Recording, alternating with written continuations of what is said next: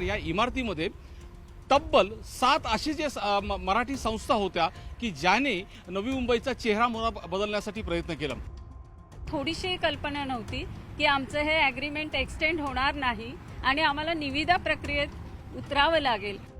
सिडकोच्या सोबतच या संस्थांचा देखील तेवढाच मोठा वाटा आहे की या शहराच्या विकासामध्ये या शहरामध्ये सुरुवातीपासूनच 50 वर्ष संस्था काम करतायत या ठिकाणी आणि त्यांना तुम्ही चुटकीसरशी बाहेर व्हा म्हणताय, सकाळी नोटीस देऊन संध्याकाळी खाली करा म्हणताय।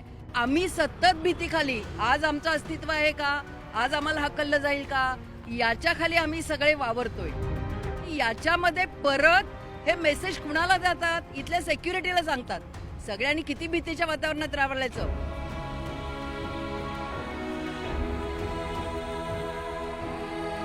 नव्या मुंबईत साधारणपणे जितके चार्टर्ड अकाउंटंट आहेत त्यातली 25% चार्टर्ड अकाउंटंट माझ्या लायब्ररीतनं पास आउट होत गेलेली आहेत। अँकोलॉजिस्ट झालेले आहेत, कित्येक डॉक्टर झालेले आहेत, इंजिनियर्स, डॉक्टर्स हे बरेच जण मला भेटत असतात। ही अशी लोक, ही अशी मुलं आम्ही घडवतोय, तर ह्याच्या पुढे ती जर समजा ही बंद पडली लायब्ररी तर ते घडणार नाही।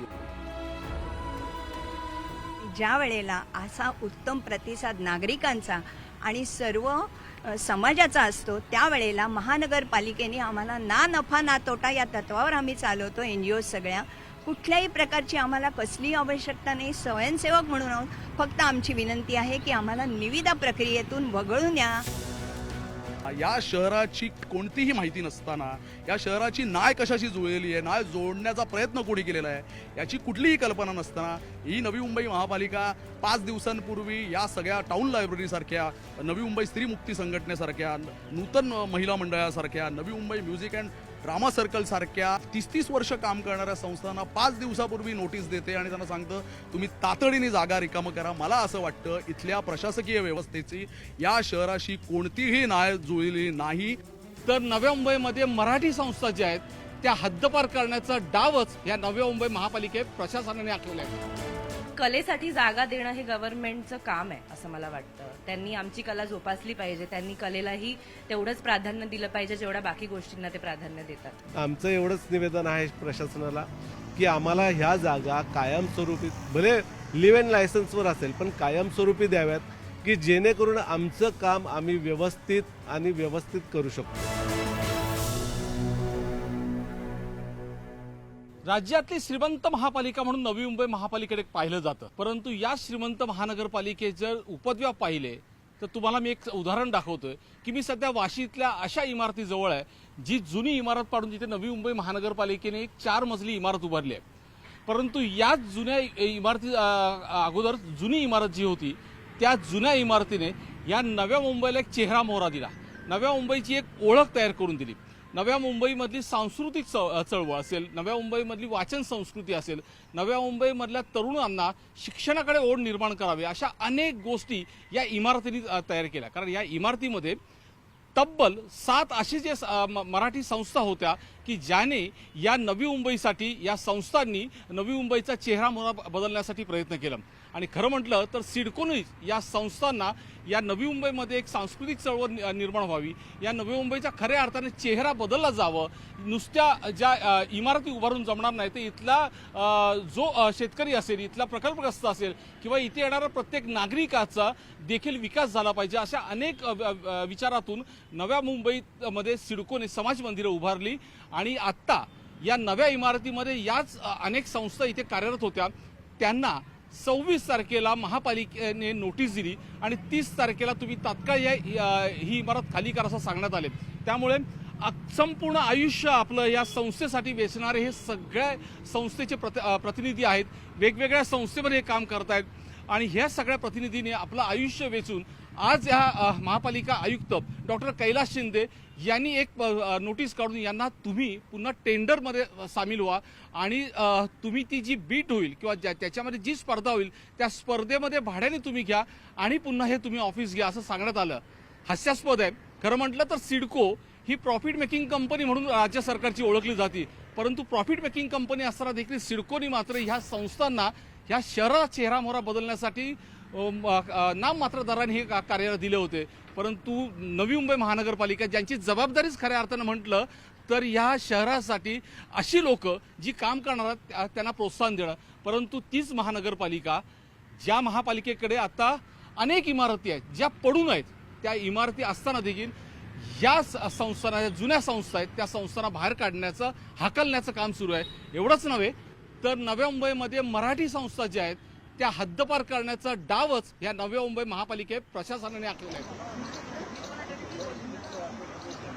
आपल्यासोबत सर्वच प्रतिनिधी आहेत, आपण त्यांच्याशी बोलूया. तुम्ही सिडकोचे खरे वरिष्ठ अधिकारी आहात. तुम्ही सुरुवातीपासून पाहिलंय, मला माहिती आहे की जेव्हा ह्या जमिनी एक्वायर करायला सिडकोने सुरुवात केली तेव्हापासून तुम्ही ह्या सिडकोमध्ये आहे. काय म्हणाल, हे दिवस तुम्हाला वाटले होते असे होते? माझ्या स्वप्नातही नव्हतं, कारण सिडकोमुळे मी स्वतः तर झालेच एस्टॅब्लिश, पण सगळ्यात महत्त्वाचं सिडकोचा उद्देश जो होता मूळ, तो तळागाळातल्या लोकांपासून ते सर्व समाजातल्या स्तरातील लोकांना घरं द्यायची, पण त्या घरासोबत त्यांना सुसंस्कृत अशी संस्कृती, शैक्षणिक, सांस्कृतिक तो चेहरा मिळावा इथल्या रहिवाशांना. त्यासाठी सिडकोनी मुद्दाम प्रत्येक नोडमध्ये समाज मंदिरं बांधली आणि त्या काळात सेवाभावानी ज्या संस्था कार्यरत होत्या त्यांना अल्पशा दराने या जागा दिल्या. आणि तेव्हाही कायमस्वरूपी असं काही ॲग्रीमेंट वगैरे असं नव्हतं. आपल्या इथे कंटिन्युअसली आम्ही 2007 पर्यंत ह्या जागेमध्ये जुन्या समाज मंदिरात आम्ही इथे होतो. नंतर ही वास्तू हस्तांतरित झाली आणि तेव्हा सुद्धा सिडकोचा हाच उद्देश होता की इथे ज्या संस्था कार्यरत आहेत त्यांचा परफॉर्मन्स बघा आणि त्या अतिशय चांगल्या संस्था आहेत, तर त्यांना सतत नेहमीच प्राधान्य देऊन इथे परत एस्टॅब्लिश केलं गेलं पाहिजे असा ठराव मंजूर झालेला आहे सिडकोच्या मीटिंगमध्ये.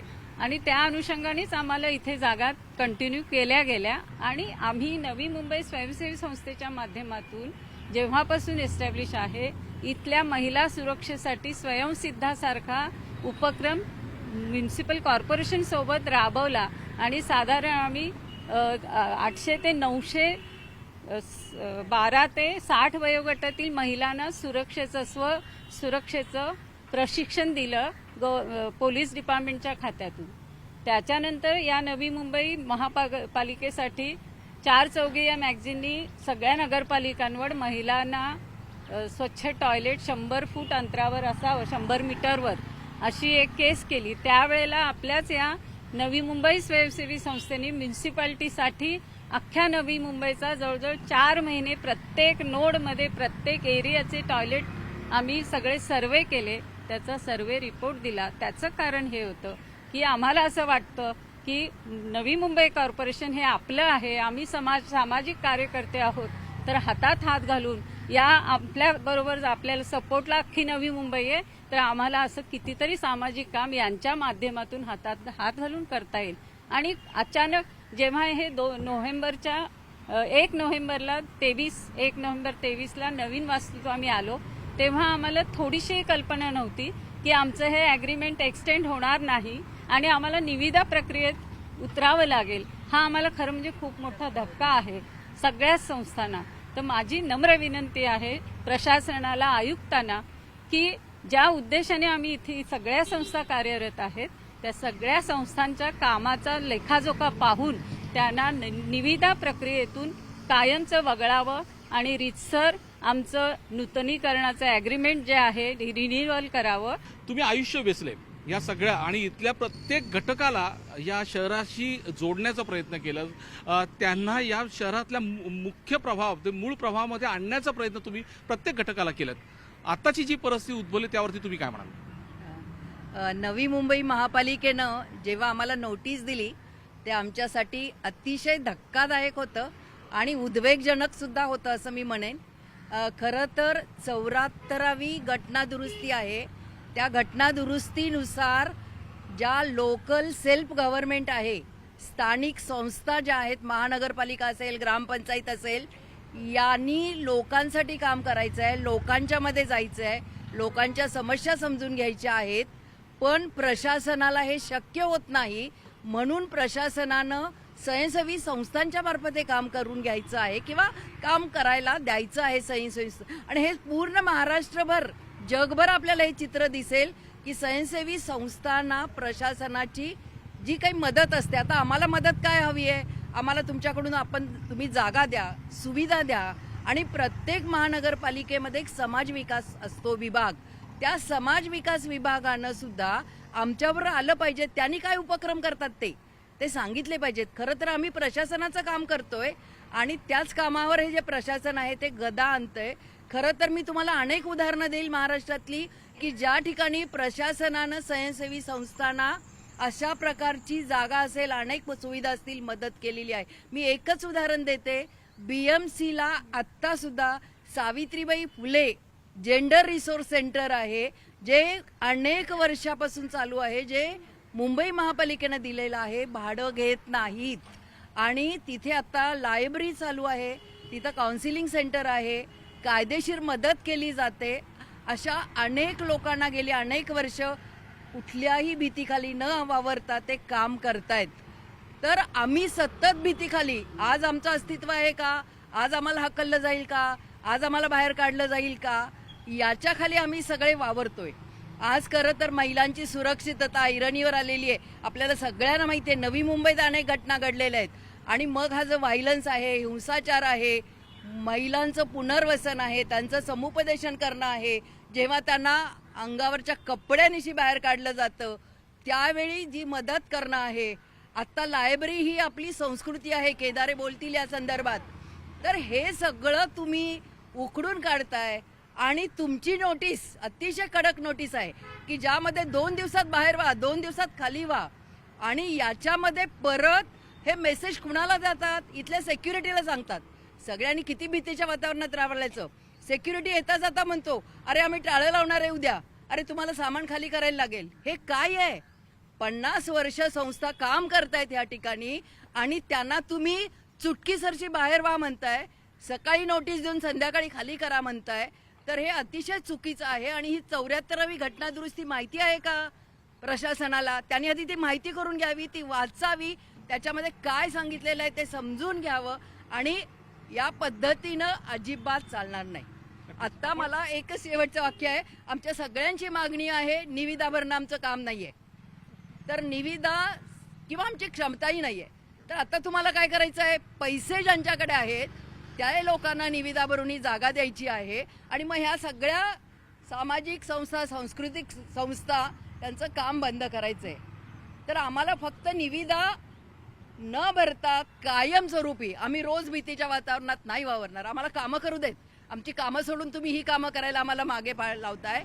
तर आत्ता निविदा न भरता कायमस्वरूपी आम्ही भाडं द्यायला तयार आहोत, पण माफक, अवास्तव भाडं नाही. आणि लीव आणि लायसन्स 11 महिन्यांनी करा ना, तुम्ही करा. एखादी संस्था काम नाही करत चांगली, मग तुम्ही ते करा, रिपोर्ट घ्या आमच्याकडून. तर ही आमची मागणी आहे आणि आमचा हक्क आहे.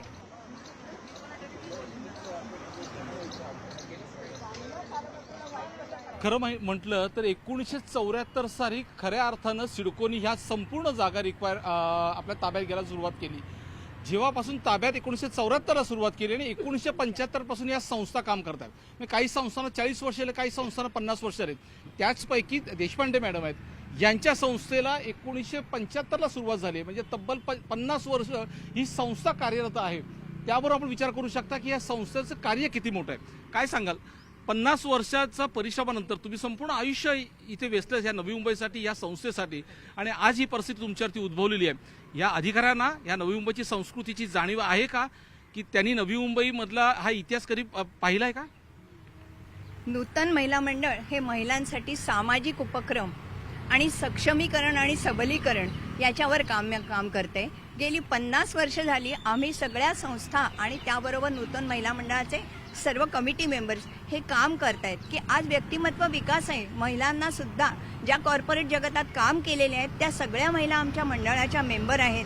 आणि शिवाय अशी एक मला महत्त्वाची गोष्ट सांगावीशी वाटते की NMMCने आम्हाला सावित्रीबाई फुले पुरस्कार दिला आहे. आणि तुम्ही अशा या संस्थांना जेव्हा पुरस्कार देता तेव्हा त्या संस्थेचं कार्य तितकंच महान असल्याशिवाय दिला जात नाही. तर आमच्याकडे गेली कित्येक वर्ष बालवाडी आम्ही चालवली छोट्या मुलांसाठी. त्यानंतर आम्ही सगळ्या ज्येष्ठ नागरिक आणि सर्व मुलींसाठी सर्वांसाठी योगा वर्ग आहेत, सुगम संगीत आहे, शिवाय वाद्यवादन आहे, बासरी, फ्लूट, हार्मोनियम, तबला ह्या सगळ्या शिक्षणाची सोय आहे आणि नागरिकांचा उत्तम प्रतिसाद आहे. अशा या सगळ्या संस्थांना साहित्यिक, सांस्कृतिक वगैरे वारसा आहे. कायदा, पर्यावरण, आरोग्य, ओंकार साधना ह्या सगळ्या उपक्रमातून आम्ही महिला सगळ्यांशी संवाद साधत असतो आणि सर्वांसाठी योगा वर्ग आहे. त्या योगा वर्गालाही सगळे नागरिक उत्तम प्रतिसाद देतात आणि ज्या वेळेला असा उत्तम प्रतिसाद नागरिकांचा आणि सर्व समाजाचा असतो त्यावेळेला महानगरपालिकेने आम्हाला ना नफा ना तोटा या तत्वावर आम्ही चालवतो. NGO सगळ्या कुठल्याही प्रकारची आम्हाला कसलीही आवश्यकता नाही. स्वयंसेवक म्हणून आहोत. फक्त आमची विनंती आहे की आम्हाला निविदा प्रक्रियेतून वगळून या. आम्हाला सगळ्यांना जागा आहे त्याच ह्याच्यावर देण्यात याव्या. आत्ता मगदूम मॅडमनी सांगितलंच आहे, त्याला माझं अनुमोदन आहे. आणखीन एक सगळ्यात महत्त्वाची म्हणजे या शहराला वाचन संस्कृती वाढावी. इथे ज्यावेळी या शहरामध्ये त्यावेळची जी परिस्थिती होती त्यावेळी लायब्ररी फारशा नव्हत्या, म्हणून या शहरामध्ये एकमेव लायब्ररी होती ती म्हणजे टाऊन लायब्ररी. तिला देखील आज 50 वर्ष पूर्ण झालेली आहेत. विजय केदारे यांनी संपूर्ण आयुष्यभर या लायब्ररीमध्ये कार्यरत आहेत. म्हणजे मी देखील या लायब्ररीमधला मेंबर होतो आणि मी तिथून पुस्तकं आणायचो आणि वाचायचो. माझ्याप्रमाणे अनेक लोक या नवी मुंबईमध्ये जे टाईम लायब्ररीचे मेंबर आहेत त्यांना देखील आज 2 दिवसात तुम्ही खाली करा आणि तुम्हाला आम्ही बाहेर काढून जाऊ अशी महापालिकेकडून सांगण्यात आले. काय म्हणाल? महाराष्ट्रामध्ये 10,500 ग्रंथालयं आहेत ज्यांना शासकीय अनुदान मिळतं. त्यातली एक आमची लायब्ररी आहे. पण साधारणपणे असा नियम आहे, शासनाने नियम केलेला आहे की महानगरपालिकांनी या ज्या संस्था आहेत त्यांना जागा पुरवावी असा शासकीय नियमच आहे आणि त्यांनी त्यांचं कार्य करावं. आता आमच्या लायब्ररीमध्ये साधारणपणे 33,500 पुस्तकं आहेत. 1000च्या जवळपास सभासद आहेत. त्यातली 30,000 पुस्तकं आमची मराठी भाषेतली पुस्तकं आहेत. मग जर आता ही पुस्तकं मराठी भाषेतली पुस्तकं आमची लायब्ररी बंद पडली तर मराठी भाषेवर किती मोठा अन्याय होईल की ही 30,000 पुस्तकं काय करायची, आम्ही फेकून द्यायची का किंवा काय करायचं याचं त्याच्यावर काही उपाय सांगणार आहे का कोणी? आम्हाला शक्य नाही आहे निविदेमध्ये जाणं, कारण आम्ही 75 रुपये माफक दराने पुस्तक मेंबरशिप घेतो लोकांकडनं. आमच्याकडे साधारणपणे 40 मुलं अभ्यासाला आहेत आणि गेली 30 वर्ष मुलं आमच्याकडे अभ्यासाला येत आहेत. नव्या मुंबईत साधारणपणे जितके चार्टर्ड अकाउंटंट आहेत त्यातली 25% चार्टर्ड अकाउंटंट माझ्या लायब्ररीतनं पासआउट होत गेलेली आहेत. अँकोलॉजिस्ट झालेले आहेत, कित्येक डॉक्टर झालेले आहेत. मंत्रालयात काही विद्यार्थी आहेत की जे आज नोकरी करतायत. आता एका मंत्र्याची सचिव आहे ती माझ्या लायब्ररीत बसून पासआउट होऊन गेलेली आहे. इंजिनियर्स, डॉक्टर्स हे बरेच जण मला भेटत असतात. आता डेलॉइट USA याचा जो सिनियर व्हाईस प्रेसिडेंट आहे तो माझ्या लायब्ररीचा मेंबर आहे. तर ही अशी लोकं, ही अशी मुलं आम्ही घडवतोय. तर ह्याच्यापुढे ती जर समजा ही बंद पडली लायब्ररी तर ते घडणार नाही आहे. काल मी मुलांना जेव्हा सांगितलं की बाबा ही लायब्ररी आता आम्ही उद्यापासून बंद करतोय तर ती मुलं अक्षरशः रडली काल. त्या सगळ्यांनी माझ्याकडे निवेदनं दिलेली आहेत. ती निवेदनं मी लोकसत्ताच्या वार्ताहराला दिलेली पण आहेत.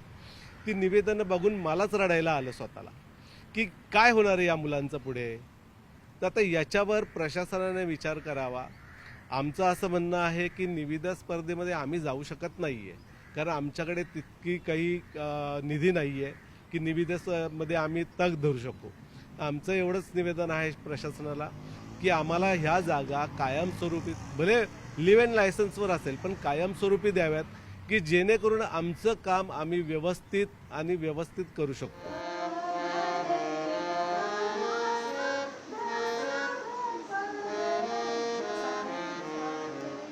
माझं नाव वासंती भगत. मी Navi Mumbai music and drama सर्कलची सचिव आहे. Navi Mumbai music and drama circle हे 1975 पासून इथेच आहे. तेव्हा इथे समाज मंदिर उभं होतं, त्याच्यामध्ये ही संस्था होती. आणि ही जी संस्था आहे जो सकाळी इथली लोक सकाळी जी कामाला संध्याकाळी आल्यानंतर त्यांना एक आरामदायक किंवा असं छान हे मिळावं, जागा मिळावी की आपण आपले विचार एकमेकांमध्ये मांडावे, त्याच्यासाठी ही संस्था इथे उभारण्यात आली. त्याच्यामध्ये म्युझिक, ड्रामा, साहित्य वाचन, नाट्य वाचन, नंतर नवीन नवीन कलाकार घडवणं, त्यांचं लहान मुलांचा व्यक्तिमत्व विकास करणं, हे सगळं इतके वर्षानुवर्ष चालू आहे. ह्याच्यामध्ये राज्यनाट्य स्पर्धांमध्ये सतत भाग घेऊन आपल्या इथे कितीतरी असे विद्यार्थी आहेत त्यांना पुरस्कार मिळालेले आहेत. त्याच्यामध्ये अगदी नाट्य लेखनापासून ते अगदी नेपथ्यापर्यंत सगळ्यांना हे मोठमोठे पुरस्कार मिळालेले आहेत. आज नाट्यक्षेत्रातला चेहरा म्हणजे रवी वाडकर आहेत, नंतर अशोक पालवे, अमोल देशमुख, आत्ता नुकतीच एक NSD मधून पासआउट होऊन आलेली प्रगती शिंदे, ही अशी मोठमोठी लोक आपल्या इथे आहेत. ही अशी मोठमोठी लोक घडलेली आहेत या नाट्यक्षेत्रामध्ये आणि अशी ही संस्था इथे आज 50वं वर्ष चालू आहे आमचं. आणि हे सगळे ह्याची आम्ही चळवळ करतोय आणि ह्या चळवळीमध्ये आजही आम्ही ना नफा ना तोटा ह्याच्यावरच आम्ही काम करतोय की आम्हाला असं आम्ही खूप पैसे घेऊन मुलांकडनं काही घडवतोय असंही नाही आमच्याकडे. तेव्हा निविदा जर भरायची असेल तर ती आम्हाला शक्य नाही, कारण की बाहेर अमाप ह्या गोष्टींना पैसा आहे, पण ही मुलं जी येतात ती आपल्या खिशाला काहीतरी एक परवडेल अशा ठिकाणी येऊनच आपलं ध्येय साध्य करण्याचा प्रयत्न करतात. म्हणून आम्हाला निविदा नकोय.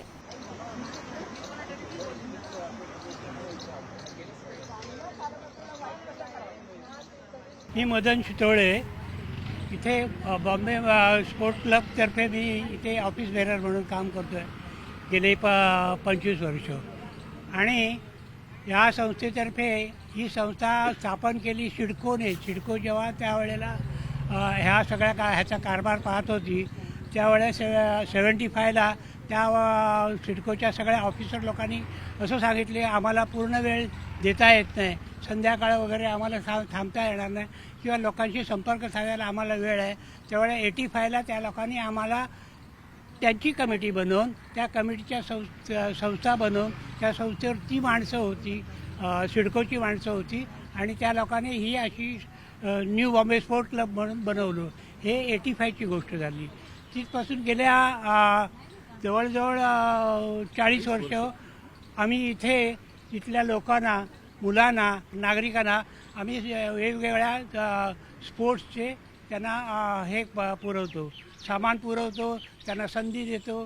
गेल्याच ऑगस्टमध्ये आम्ही अख्खा महाराष्ट्राच्या कॅरम स्पर्धेची चॅम्पियनशिप भरवली होती. तिथे महाराष्ट्रामधले 600 स्पर्धक भाग घेतला. त्याच्यामध्ये 8 माणसं एकदम अव्वल कॅरम पट्टू म्हणून आम्ही त्यांना बक्षिसं वाटली. ती जवळजवळ 4 लाखाची होती.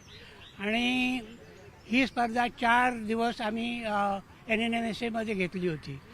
अशा प्रकारे इथल्या लोकांना आणि इथल्या राहणाऱ्या रहिवाशांना स्पर्धा आणि स्पोर्टची जी हे लागते, बुद्धिबळ म्हणा, क्रिकेट म्हणा, लॉंग टेनिस म्हणा, हे सगळ्या व्यवस्था आम्ही इथे गेल्या 40 वर्ष पुरवतो आहे. नवी मुंबई महानगरपालिकेचं प्रशासन ह्या सगळ्यांचं जर म्हणणं ऐकत असेल तर ज्यांना नव्या मुंबई शहराचा विकास माहिती नाही किंवा ह्या नव्या मुंबईचा इतिहास माहिती नाही त्यांच्या ज्ञानात भर पडेल. कारण जो त्यांनी निर्णय घेतला आहे हा खऱ्या अर्थानं हा धक्कादायक आहे. कारण सध्या नव्या मुंबई महानगरपालिकेमध्ये प्रशासक आहेत. जरी ते नगरसेवक असते तर हा प्रस्ताव किंवा असा निर्णय होऊ दिला नसता. कारण इथल्या सगळे नगरसेवक किंवा इथले जे काही अधिकारी आहेत, हे अधिकारी जे इथले स्थानिक आहेत, त्यांना सगळ्यांना टाउन लायब्ररी काय आहे, स्त्रीमुक्ती संघटना म्हणजे काय, या संस्था म्हणजे काय, याचं सगळ्यांना ज्ञान आहे. मग हा निर्णय कधीच झाला नसता. परंतु हम करे सो कायदा आणि ही जी काही हुकुमशाही सध्या नवी मुंबई महानगरपालिकेमध्ये प्रशासनात जी सुरू आहे त्याचमुळे अशा पद्धतीचे निर्णय समोर येत आहेत. पण त्याला हा विरोध नवी मुंबईकर नक्कीच करतात.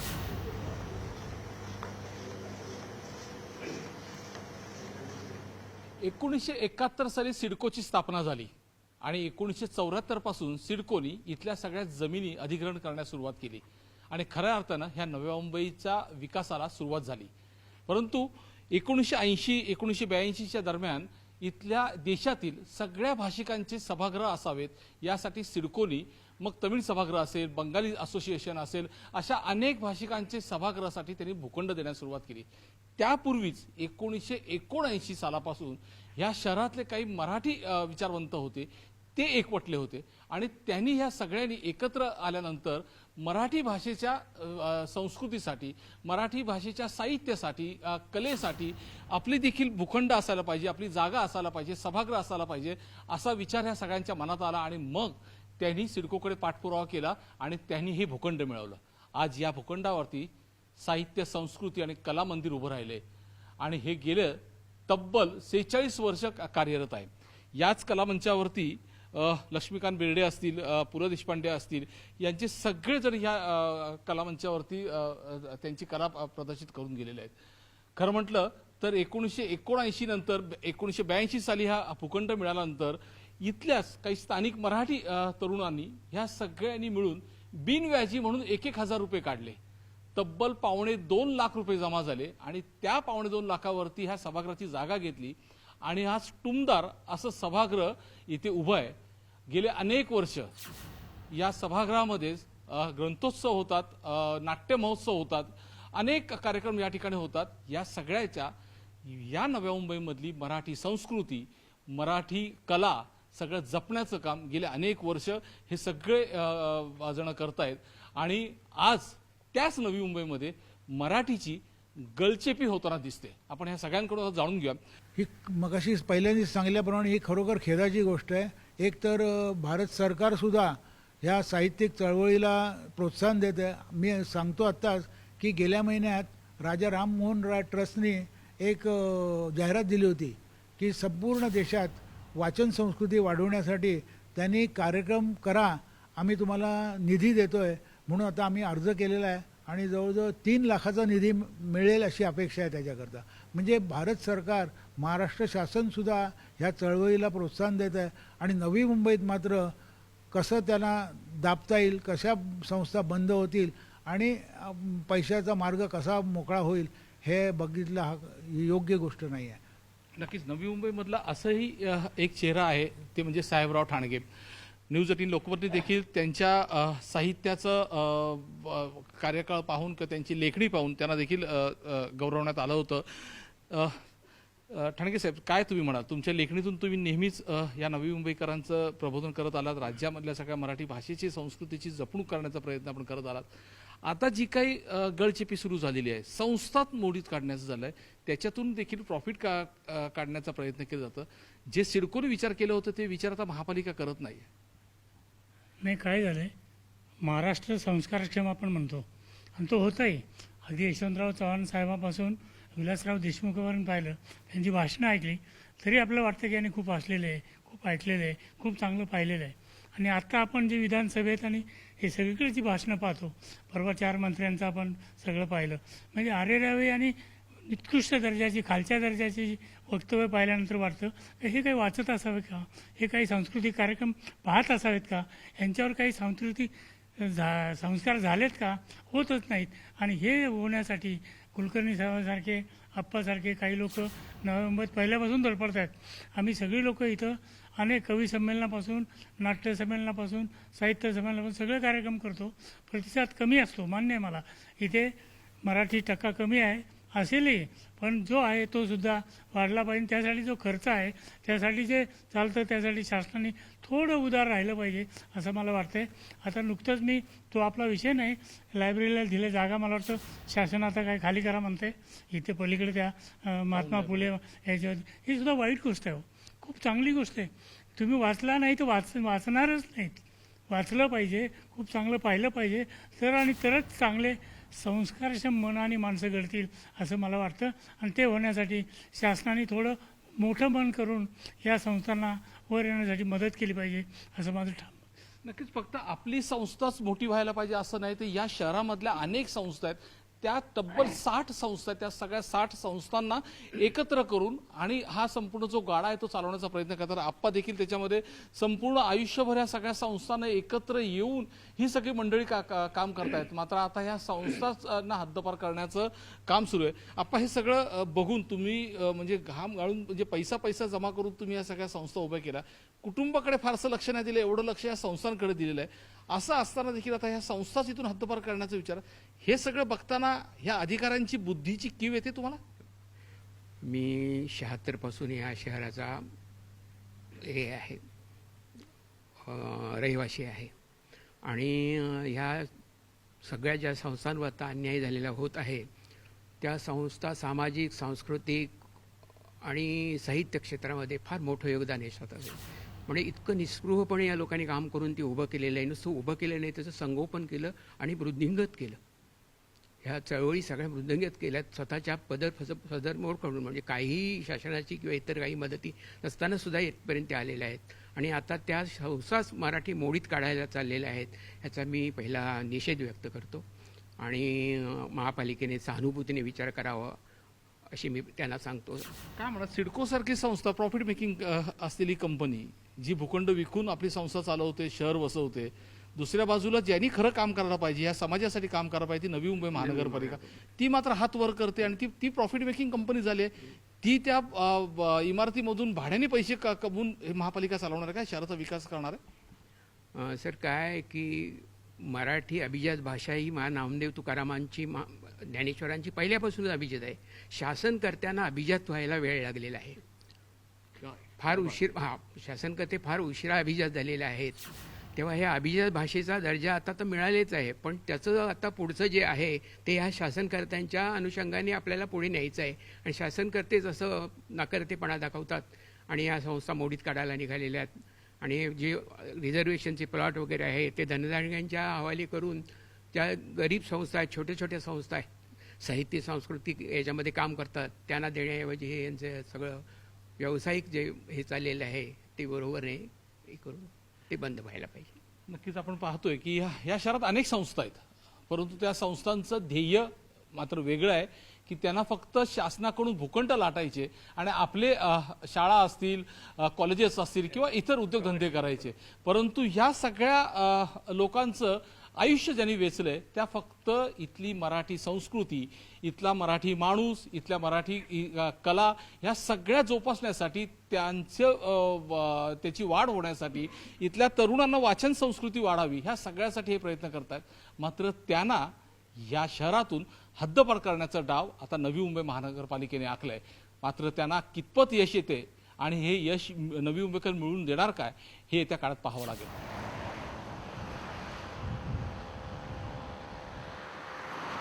नवी मुंबईला कॉन्क्रीटचं जंगल म्हणून संबोधलं जातं, परंतु याच कॉन्क्रीटच्या जंगलामध्ये मराठी संस्कृती, इथलं साहित्य, इथली कला ही वृद्धिंगत व्हावी, त्याचबरोबर ती जोपासली जावी, यासाठी खऱ्या अर्थाने सिडकोने प्रयत्न केला. परंतु सिडको नंतर हाच प्रयत्न नवी मुंबई महानगरपालिकेकडून होणं गरजेचं होतं, मात्र ते होताना दिसत नाहीये. उलट या मराठी संस्था ज्यांनी इथलं साहित्य, इथलं कला, इथली संस्कृती जपण्याचा प्रयत्न केलं, त्या संस्थात आता मोडीत काढण्याचा प्रयत्न महानगरपालिकेकडून सुरू आहे. माझ्यासोबत या शहरातले ज्येष्ठ पत्रकार आहेत, त्यांनी या संस्थांचं देखील काम पाहिलं, सिडकोचं देखील काम पाहिलं आणि आता नवी मुंबई महानगरपालिका कशा पद्धतीने काम करतं हे देखील पाहिलं. काय सध्या चालू आहे हे आपण या पत्रकारांकडून जाणून घेऊया. काय म्हणा जयेश, तूही पाहिलंस, तूच या अनेक संस्थांशी संलग्न आहेस, तिथे टाउन लायब्ररीमध्ये तूही तिथला मेंबर्स आहेस. काय म्हणशील, महानगरपालिकेचा हा निर्णय कितपत योग्य वाटतंय? नाही, एक गोष्ट लक्षात घेतली पाहिजे. आपण काय म्हणतो एकीकडे की नवी मुंबई शहराला चेहरा नाही, सांस्कृतिक जडणघडण नाही. मुळात ना, मी या मताशी अजिबात सहमत नाही. या शहराला एक सांस्कृतिक चळवळ उभी राहावी, या शहरात एक साहित्यिक चळवळ उभी राहावी, या शहरातली कला, साहित्य, काय म्हणतात त्याला, संगीत जोपासलं जावं, यासाठी 1970, 78, 80 पासून अनेक लोकांनी काम केलेलं आहे. मग त्यात अशोक कुंभार असतील, त्यात वृषाली मखदूम असतील, त्यात सुभाष कुलकर्णी असतील, त्यात ललित पाठकांसारखे व्यक्तिमत्व असतील, त्यामध्ये विजय केदारे सारखा सातत्याने इथली ग्रंथ चळवळ जोपासली जावी, रुजावी, यासाठी धडपडणारा कार्यकर्ता असावा. या सगळ्या मंडळींचं खूप काम आहे. लक्षात घ्या, शहरं अशी वाढत नसतात, शहराला चेहरा असा मिळत नसतो. त्या शहरातली जी माणसं असतात, त्या शहरातली ज्या संस्था असतात, त्या शहराच्या वाटचालीत अनेक मंडळी काम करत असतात, त्यांचे हातभार लागतात. केवळ ब्रिज उभारून, उड्डाणपुलं उभारून, रस्ते चकाचक करून शहरं उभी राहत नसतात. आणि असं असताना या शहराची कोणतीही माहिती नसताना, या शहराची नाळ कशाशी जुळलेली आहे, नाळ जोडण्याचा प्रयत्न कोणी केलेला आहे, याची कुठलीही कल्पना नसताना ही नवी मुंबई महापालिका 5 दिवसांपूर्वी या सगळ्या टाउन लायब्ररीसारख्या, नवी मुंबई स्त्री मुक्ती संघटनेसारख्या, नूतन महिला मंडळासारख्या, Navi Mumbai music and drama सर्कलसारख्या अतिशय 30-30 वर्ष काम करणाऱ्या संस्थांना 5 दिवसापूर्वी नोटीस देते आणि त्यांना सांगतं तुम्ही तातडीने जागा रिकामं करा. मला असं वाटतं इथल्या प्रशासकीय व्यवस्थेची या शहराशी कोणतीही नाळ जुळलेली नाही. त्यांना हे शहर समजून घ्यायचं नाही आणि ते एका अशा दिवास्वप्नात राहत आहेत की मी 4 रस्ते बांधले आणि 2 उड्डाणपूल बांधलं म्हणजे शहर उभं राहतं. असं शहर उभं राहत नाही. विवेक भगत नावाच्या एका जुन्या कार्यकर्त्यांनी Navi Mumbai music drama circle उभं करताना इथल्या लोकांची संगीताशी, इथल्या लोकांच्या साहित्याशी नाळ जुळवण्यासाठी किती प्रयत्न केले. त्या प्रयत्न करताना त्यांना मरण पत्करावं लागलं. याची कल्पना आहे का माननीय कैलास शिंदे यांना? याला काही याची कल्पना नाही आहे. त्यामुळे हे असे तुगलकी मनात विचार आला आणि तुम्ही या संस्थांना सांगता टेंडर भरा. या संस्थांचं एवढं योगदान आहे की या महापालिकेनं जागा दिल्या पाहिजेत. तुम्ही ठाण्यामध्ये जाऊन पहा, मुंबईमध्ये जाऊन पहा, तिथल्या स्थानिक स्वराज्य संस्था तिथल्या संस्था उभ्या करतात. ठाण्यामध्ये ज्येष्ठ नागरिकांसाठी महापालिकांनी स्वतःचं एक भवन बांधलं आहे, वारकऱ्यांसाठी एक स्वतःचं भवन बांधलं आहे. आम्ही जेव्हा ठाण्यापेक्षा वेगळे आहोत असं आपण जेव्हा म्हणतो ना, तेव्हा ठाण्यानी जसं किंवा मुंबईनी जसं तिथल्या संस्थांची जपवणुकीसाठी प्रयत्न केला ना, तसं नवी मुंबईनी करायला पाहिजे. त्यामुळे नवी मुंबईची काडीची माहिती नसलेले अधिकारी या शहरासाठी राबणाऱ्या, इथली संस्कृती जपावी म्हणून काम करणाऱ्या संस्थांना एका रात्रीत जर त्यांच्यावर गंडांतर आणत असेल तर हे निषेधार्थ आहे. नक्कीच आपण पाहिलं एक सगळ्यात महत्त्वाचा मुद्दा म्हणजे इथल्या अधिकाऱ्यांची या शहराशी नाळ जोडली गेलेली नाही. सिडकोने ज्या पद्धतीने काम केलं त्याच पद्धतीने महानगरपालिकेने काम करणं अपेक्षित होतं, मात्र तसं होताना दिसत नाहीये. याला कारण सध्या हुकुमशाही सुरू आहे नवी मुंबई महानगरपालिकेमध्ये, कारण हम करसो कायदा सुरू आहे. एका बाजूला नगरसेवक नाही आहेत, बॉडी नाही आहे. असं असताना जे काही निर्णय घेणार तो आम्हीच घेणार आहोत, अशी भूमिका सध्या ह्या महापालिकेत दिसते. एकंदरीत आता जे चित्र पाहिलं, ज्या पद्धतीनं नवी मुंबईतील या सर्व जुन्या संस्थांना तुम्ही तातडीनं या जागा खाली करण्याचा जो आदेश काढला गेला आहे हा अत्यंत चुकीचा आहे. महापालिका आयुक्तांनी किंवा सध्याच्या प्रशासकांनी ही बाब नक्कीच विचारात घेणं गरजेचं आहे की हे शहर घडवणाऱ्या ज्या संस्था आहेत या संस्थांचं म्हणजे त्यांनी खरं तर असेसमेंट करायला पाहिजे होतं की या शहरात कुठल्या जुन्या संस्था कार्यरत आहेत आणि त्यांच्यासाठी त्यांनी रेड कार्पेट खरं तर अंतरायला पाहिजे होतं. कारण असं आहे की हे शहर वाढवताना या संस्थांचा तेवढाच सहभाग हा राहिलेला आहे. आणि मी तर जन्मापासून नवी मुंबई अस्तित्वात आल्यापासून ह्या सगळ्या गोष्टी पाहत आलेलो आहे आणि त्या विविध संस्थांशी माझा संबंधही आलेला आहे.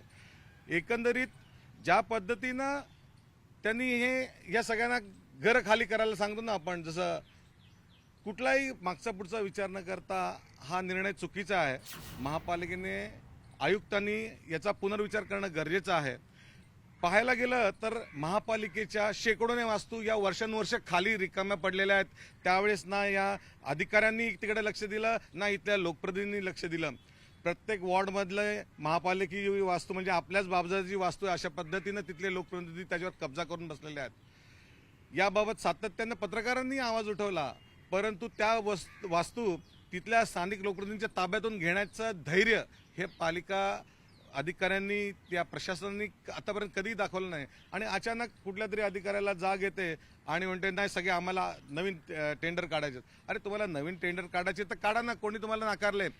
शासनाचा नोव्हेंबर 2023चा जो नवी अधिसूचना आणि त्यानंतर लगेच 7 नोव्हेंबरला जी मार्गदर्शक तत्व आली त्याच्यात त्यांनी म्हटलेलं आहे की शासकीय वास्तूंचा मग त्या भाड्याने देण्याच्या असतील, दुकानं असतील किंवा सामाजिक संस्थांना देण्याच्या वास्तू असतील, त्या तुम्ही 3 कॅटेगरीज दिलेल्या आहेत. त्या पद्धतीने तुम्ही त्याचं वाटप करत आहात. एक निविदा हा प्रकार आहे. परंतु सामाजिक संस्थांना कुठल्या निविदा भरून जागा घेतील? त्यांचे खाण्याचे वांदे आहेत, संस्था चालवण्याचे वांदे आहेत. का महापालिकेने आतापर्यंत या सामाजिक संस्थांना आर्थिक मदत केले का? एखादं उदाहरण दाखवा महापालिकेने की एवढी 40-50 वर्ष ज्या संस्था कार्यरत आहेत त्यांना आर्थिक मदत देण्याचे काम हे महापालिकेने करायला पाहिजे. सन्मान्य आयुक्तांनी मागच्या अर्थसंकल्पामध्ये हे नमूद केलं होतं की आम्ही इथल्या संस्थांना आर्थिक मदत करू.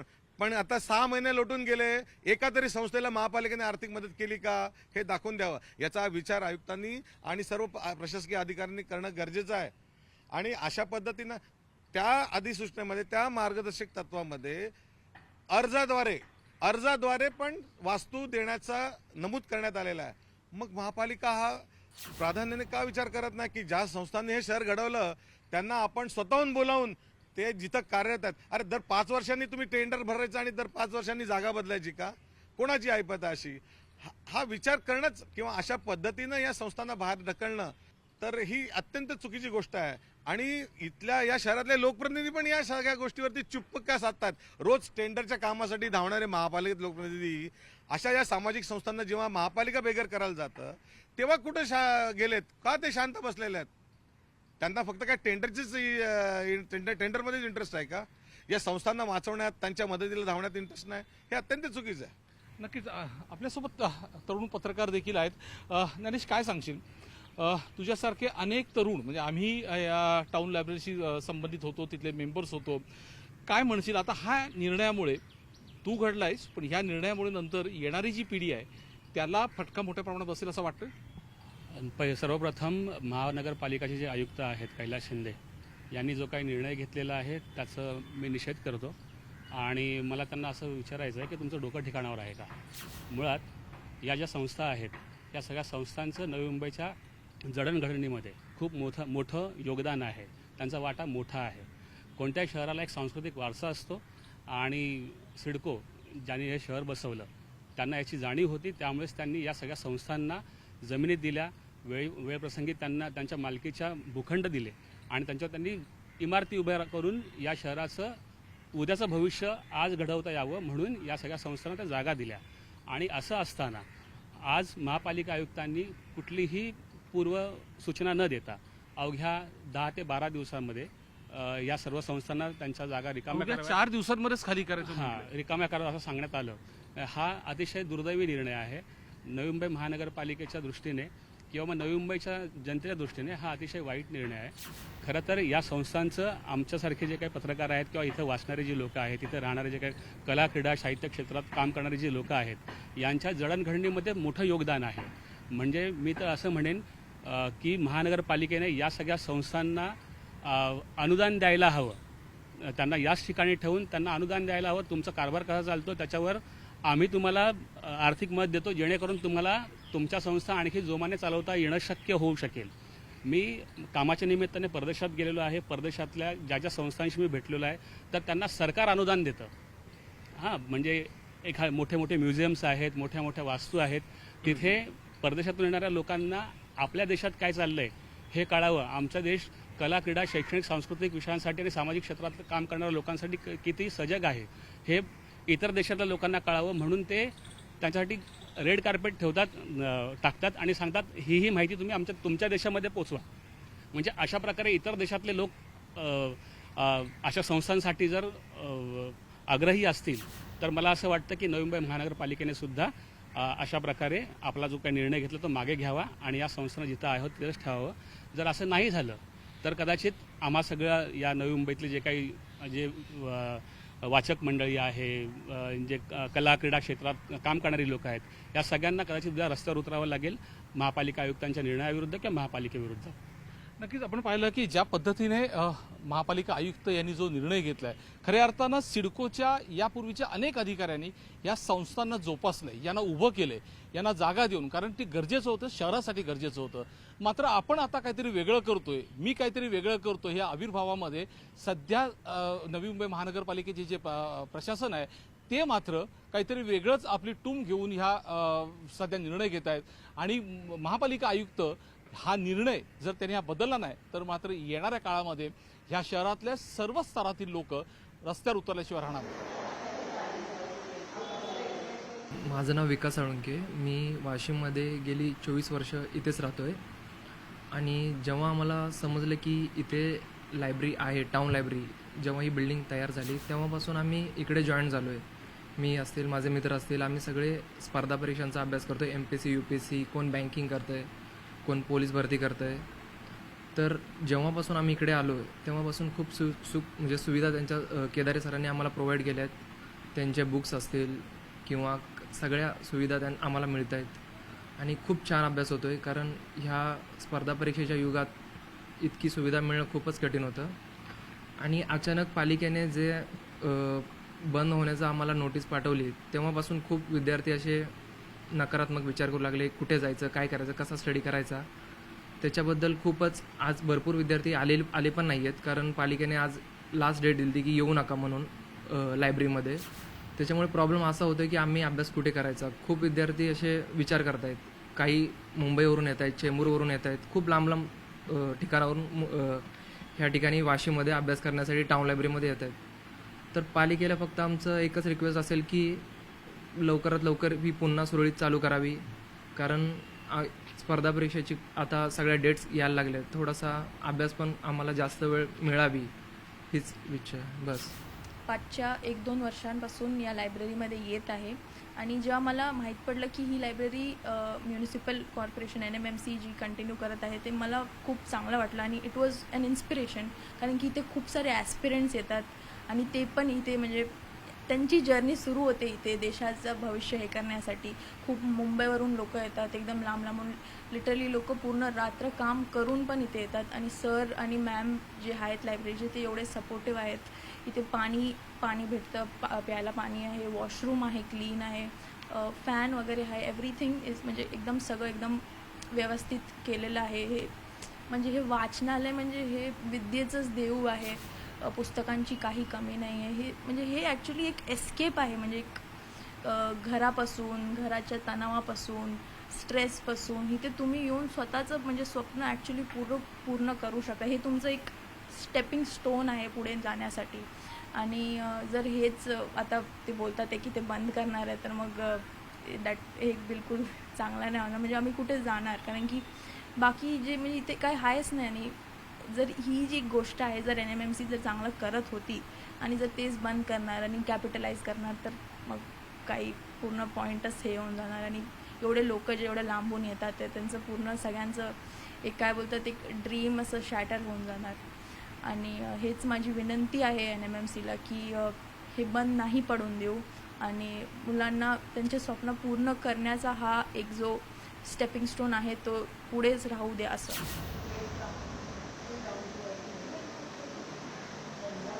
माझं नाव जागृती मारुती उंबळे. माझे पप्पा प्रायव्हेट ड्रायव्हर आहेत वायकेश्वरमध्ये. मी पनवेलवरून इकडे वाशीला येते. आणि तिकडे क्लासेस आहेत, पण ते प्रायव्हेट आहेत. तिकडे फीज जास्त आहेत, 6-7 हजार.